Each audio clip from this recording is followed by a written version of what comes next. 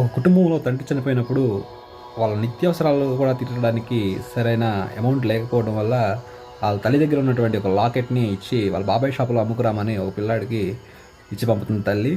అయితే వాళ్ళ బాబాయ్ షాప్కి వెళ్ళినప్పుడు, నాన్న బంగారం రేటు మంచిగా ఏం లేదు, దానికి అంత వాల్యూ ఇప్పుడు రాదు, అమ్మితే నువ్వు రేపు నుంచి నా దగ్గర పనికిరా అని చెప్పేసి ఆ పనంతా నేర్పించిన తర్వాత అలా కొన్ని రోజులు అయిన తర్వాత వాళ్ళ బాబాయ్, నాన్న నువ్వు వెళ్ళి ఆ లాకెట్ తీసుకురా, ఆ లాకెట్ తీసుకొచ్చితే ఇప్పుడు మంచి రేట్ ఉంది, మంచి రేట్ వచ్చిందని చెప్పేసి ఆ పిల్లాడికి చెప్తాడు అనమాట.